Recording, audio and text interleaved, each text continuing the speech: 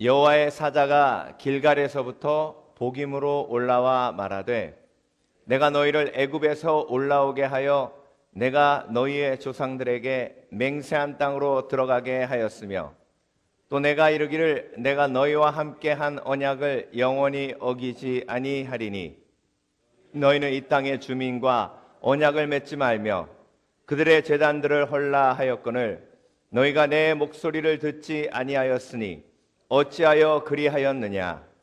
그러므로 내가 또 말하기를 내가 그들을 너희 앞에서 쫓아내지 아니하리니 그들이 너희 옆구리에 가시가 될 것이며 그들의 신들이 너희에게 올무가 되리라 하였노라. 여호와의 사자가 이스라엘 모든 자손에게 이 말씀을 이르매 백성이 소리를 높여 운지라. 그러므로 그곳을 이름하여 복임이라 하고 그들이 거기서 여호와께 제사를 드렸더라. 아멘. 오늘 사사기 강의 내 눈을 열어주소서 두 번째 말씀, 사사기 2장 말씀을 중심으로 내 눈을 열어 길갈을 보게 하소서, 내 눈을 열어 길갈을 보게 하소서 라는 제목으로 함께 말씀을 묵상해 보겠습니다. 어제 우리가 묵상했듯이 여호수아가 죽은 다음에 가나안 땅은 아직도 정복할 땅이 많이 남아 있었습니다. 이스라엘 백성들은 두렵기도 하고 그리고 앞길이 캄캄하기도 했습니다. 지금 이스라엘 백성들이 있는 곳이 복임이라는 땅이에요. 그런데 오늘 본문 2장 1절은 여호와의 사자가 길갈에서부터 복임으로 올라왔다 이렇게 기록하고 있습니다. 어디서부터 왔다고요? 길갈에서부터 복임으로 왔어요. 그런데 여러분, 복임의 뜻은 뭐냐면 슬픔이라는 뜻이에요. 슬픔, 울다라는 뜻이에요. 그러니까 이스라엘 백성들이 지금 복임이라는 곳에 있었는데 그 복임이 왜 복임이 됐냐면 거기서 울었기 때문이에요. 앞길이 캄캄하니까, 이러지도 못하고 저러지도 못하는 상황에 놓여 있었으니까. 그러니까 울은 거예요. 우리도 그런 복임의 상황이 있죠, 그렇죠? 아이고 목사님 잘 얘기하셨어요. 내가 지금 복임의 상황이에요. 이러지도 못하고 저러지도 못하고 마음속에 슬픔만 가득한데 또 울면 신세 한탄 나오니까 울 수도 없고, 그런 상황, 내 상황이 바로 복임이네. 그런 상황에 놓였을 때 하나님이 길갈에서 복임으로 여호와의 사자를 뭐 하셨다? 보내셨다. 왜 보내셨을까요? 왜 보내셨는지 그 말씀을 보면 알죠. 여호와의 사자가 복임으로 와서 뭐라 그러냐면 여호와 하나님께서 나를 보내셨는데 여호와 하나님은 출애굽에서 애굽에서 너희들을 끌어내서 여기까지 인도하신 하나님이라 하나님께서 너희에게 약속을 주셨는데 그 약속을 절대로 뭐 하신다? 절대로 어기지 아니하시는 하나님이시다. 그런데 너희는 하나님께서 우상을 회파하고 이 가나안 족속과 언약을 맺지 말라고 했는데 왜 말을 안 듣고 있느냐는 거죠.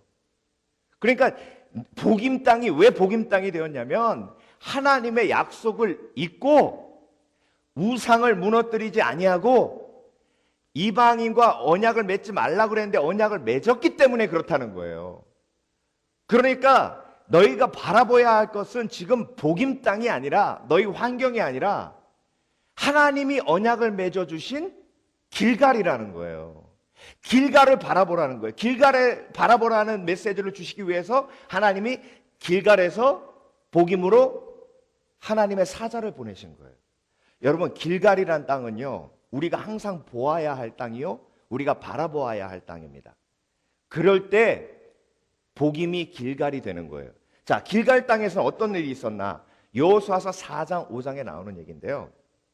길갈은 요단강을 건너 여리고 성 가기 전에 가나안 땅으로 들어갔을 때 첫 번째로 하나님이 여리고 성을 무너뜨리기 전에 이스라엘 백성들이 거하도록 하신 곳이에요. 그런데 요단강을 건널 때 하나님이 그냥 건너게 하셨어요? 홍해를 가르듯 요단을 건너주셨죠. 그렇죠? 요단이 갈라졌어요. 요단이 갈라질 때 거기서 12도를 취해서 길갈 땅에 노트로 가셨어요. 그 길이 갈라진데 요단강이 갈라졌을 때 돌을 가져다가 놓은 것은 하나님이 그 요단강을 건너게 하신 것을 기억하라는 말씀이에요. 홍해를 건너게 하신 하나님께서, 홍해를 갈라서 건너게 하신 하나님께서, 요단강을 갈라서 건너게 하신 하나님께서 가나안 땅을 점령하게 하시겠다는 거예요. 약속이에요. 그러니까 길갈은 하나님의 약속이 깃들여져 있는 땅이에요. 그런데 복임 땅에 가서 하나님의 약속을 모두 다 잊어버린 이스라엘 백성들이 바라봐야 할 건 복임 땅이 아니라 어떤 땅이에요? 길갈 땅이에요. 길갈 땅에서 하나님께서 주신 약속이에요. 길갈 땅에서 또 어떤 일이 있었냐면요, 요단강을 건너가지고 여리고성을 앞에 두고 이제 전쟁을 앞두고 있는데 하나님이 이스라엘 백성들에게 제일 먼저 하라고 하신 말씀이 뭐냐면 할례예요. 할례. 광야에서는 할례를 할 수 없었어요. 그러니까 할례하면 싸울 장정들이, 싸울 군사들이 싸울 수 있어요, 없어요? 없어요. 그러면 요단강 건너기 전에 할례를 하라 그러셨으면 가나안 족속이 쳐들어와도 요단강이 버티고 있기 때문에 막아줄 수 있는데, 하나님은 요단강 건너기 전에 할례하라고 하신 게 아니라 요단강 건넌 다음에 할례하라고 하신 거예요. 그럼 무슨 얘기예요?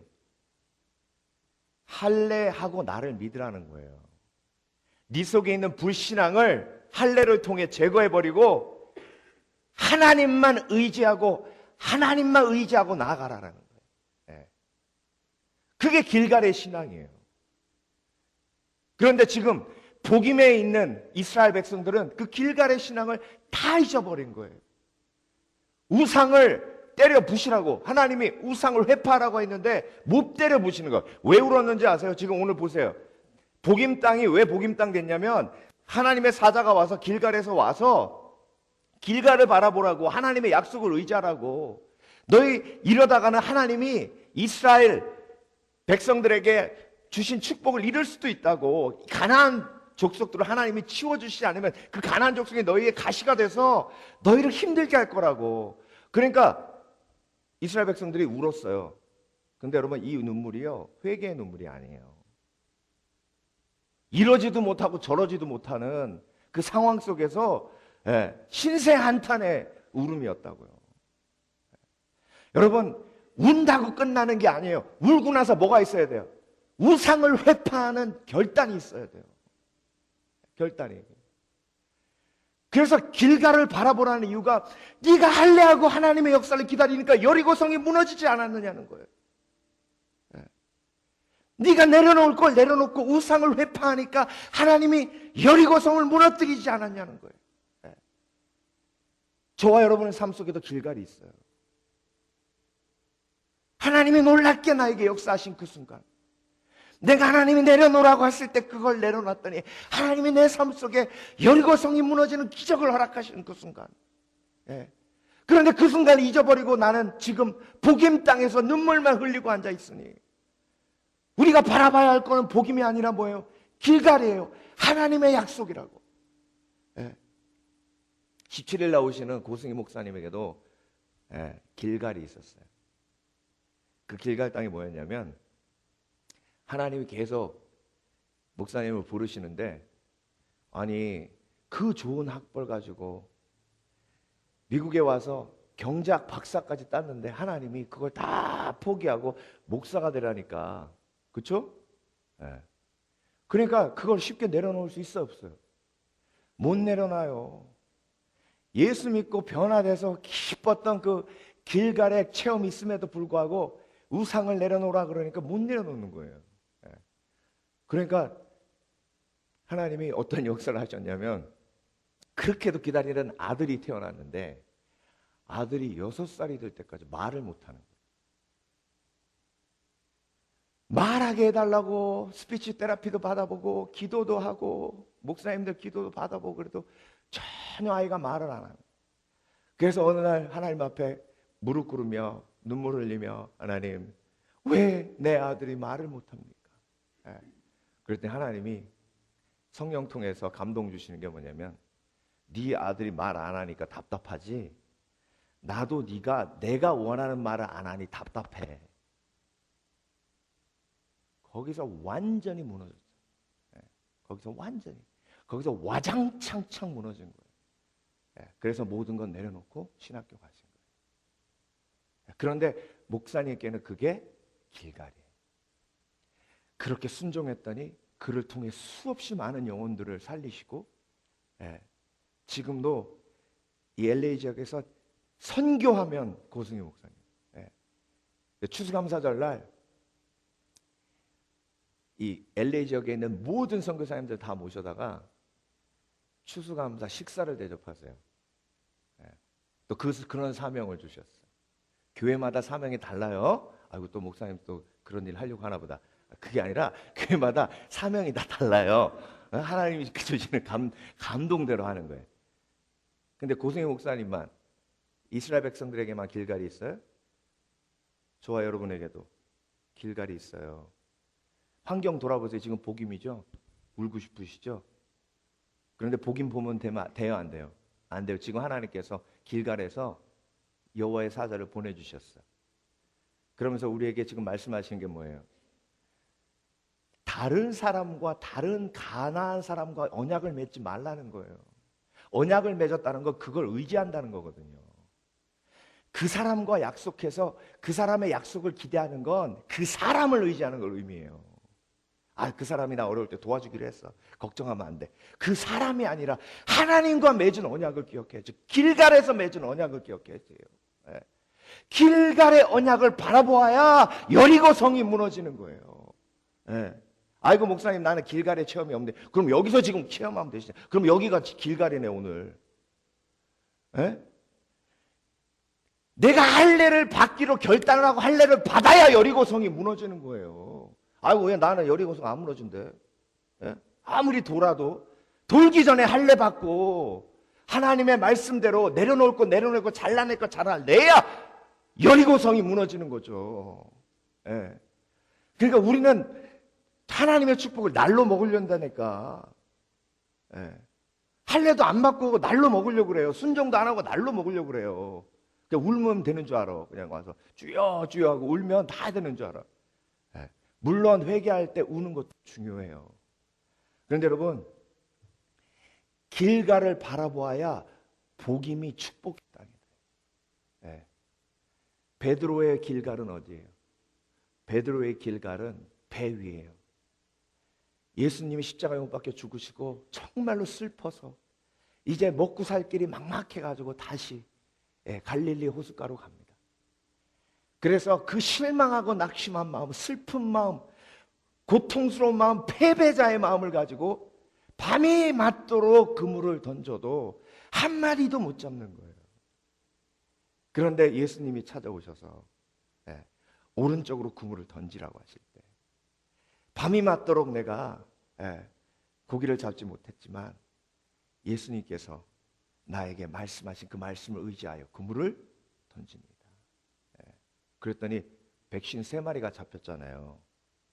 이게 베드로의 길갈의 체험이에요. 실망하고 낙심하고 절망했을 때, 그때 나를 찾아오신 예수님, 그리고 나에게 주신 말씀을 의지해서 내가 그물을 던질 때 어떤 일이 벌어졌는지 그 놀라운 체험을 하고도 잊어버린 사람이 있다고요. 그때 하나님이 선지자를 보내셔서 복임에 처해 있는 그 사람에게 선포하는 말씀이, 하나님은 절대로 약속을 어기지 않으신다. 복임을 보지 말고 길갈을 보아라. 여러분의 길갈을 하나님이 그냥 한 번의 체험으로 주신 게 아니에요. 보물로 주신 거예요. 계속 기억하라고 주신 거예요. 홍해를 가르신 하나님, 요단강을 건너신 하나님은 요단강에서 12돌을 취해서 길갈에 세워놓고 그걸 기억하게 하신 거예요. 그래서 여러분, 길갈은 항상 우리가 바라보아야 할 것이고 항상 소망해야 할 것이고 우리가 붙들어야 할 하나님의 약속인 줄 믿습니다. 그 약속을 믿고 나아갈 때에 우리가 무너뜨릴 것을 무너뜨릴 수 있는 용기가 있는 거예요. 왜 이스라엘 백성들이 울었느냐? 우상단지 무너뜨리면 우상이 자기들한테 벌 내릴 것 같거든. 그렇다고 하나님을 순종하지 않자니 또 하나님이 우리를 벌 내릴 것 같거든. 그러니까 이러지도 못하고 저러지도 못하고 그러니까 우는 거예요. 여러분들도 그런 갈등이 있으시죠? 일을 안 나가고 교회로 오자니 일이 망할 것 같고, 교회를 안 오자니 하나님이 벌 줄 것 같고, 예. 하나님 앞에 이걸 드리자니 내가 굶어 죽을 것 같고, 안 드리자니 또 하나님이 나한테 벌 줄 것 같고 축복 안 해주실 것 같고, 그래 아예 나가지 마. 교회 가도 이렇게 갈등만. 그러니까 자꾸 내 삶이 복임으로 변하는 거, 복임으로 변하는 거. 여러분, 하나님 앞에서 여리고성을 앞두고 할례하라고 하신 말씀에 순종한 체험이 있는 분은 길가를 바라보시길 주의 이름으로 축원합니다. 내가 길가를 바라봤을 때 내 삶 속에 어떤 역사가 일어났는지, 제가 이 책 보면서 너무 감동이 돼가지고 제가 갖고 왔어요. 김병태 목사님의 야곱의 축복 들어보셔요. 광야 같은 인생을 살아온 한 여인이 있다. 그녀는 아무것도 모르는 14살의 어린 나이에 시집을 갔다. 몇 살에 가졌다고 시집을? 14살에. 우리 반설이 11살인데. 아니에요? 9살이에요? 그럼 아빠는 이렇게 딸 나이도 몰라. 우리 교회에 14살짜리가 누가 있죠? 한번 웃자고 한 거예요. 술과 노름을 즐기는 남편, 말썽을 부리는 시동생들, 시집살이만 시키는 시어머니, 7남매를 낳으면서도 몸조리 한번 제대로 못했다. 만삭의 몸으로 나무찜을 해와야 했고 해질 때까지 논밭에 쌓인 일들을 감당해야 했다. 40대 초반에는 남편마저 죽었다. 그녀에게 유일한 기쁨이 있다면 늦게나마 예수님을 만나고 그 은혜를 체험한 것이었다. 그런데 그녀의 가슴에 한으로 남을 만한 사건들이 잇따라 터졌다. 33이었던 맏아들이 교통사고로 죽었고 얼마 후에는 둘째 며느리가 죽었다. 엎친 데 덮친 격으로 셋째 아들마저 교통사고로 죽음을 맞이했다. 그 사이 둘째 아들이 사업에 위기를 겪었고 둘째 딸이 몸이 아파 죽음 직전까지 가기도 했다. 고난 중에 있는 욥처럼 살 소망이 끊어진 상황이었다. 복임이죠. 그렇죠? 보통 복임이 아니에요. 완전 복임이에요. 하지만 그녀에게 하나님으로부터 받은 약속의 말씀이 있었다. 바로 내가 너를 붙들어 주겠다라는 이사야서 41장 10절 말씀이었다. 이게 길갈이에요. 그녀는 이제 75세 고령이 되었다. 지금은 얼마나 행복한 여인으로 사는지 모른다. 사업을 하는 남은 자녀들은 남부러울 것이 없고 목회를 하는 아들도 주님의 은혜를 한껏 누리고 있다. 그녀가 바로 내 어머니다. 어머니는 인생의 고난 속에서 하나님의 약속만을 붙들고 일평생을 걸어왔다. 때로 모든 길이 막힌 것 같은 상황에서도 어머니는 꿋꿋하셨다. 훗날 욥을 승리하게 하신 하나님은 어머니도 승리하게 하셨다. 야곱의 축복, 김병태 목사님, 용인교회 담임 목사님. 그래서 여러분, 하나님은요 우리가 길가를 보기를 원하세요. 눈 뜨고 돌아보면 뭐만 보여요? 복임만 보여요. 나는 왜 이렇게? 나는 왜 이렇게? 아이고 슬퍼라. 아이고 슬퍼. TV를 켜도 저 사람 행복하네. 저 사람 잘 나가네. 그러니까 눈을 감고 길가를 보고 하나님의 약속을 봐야 그 복임의 슬픔을 이기며 승리하며 나아갈 수 있어요.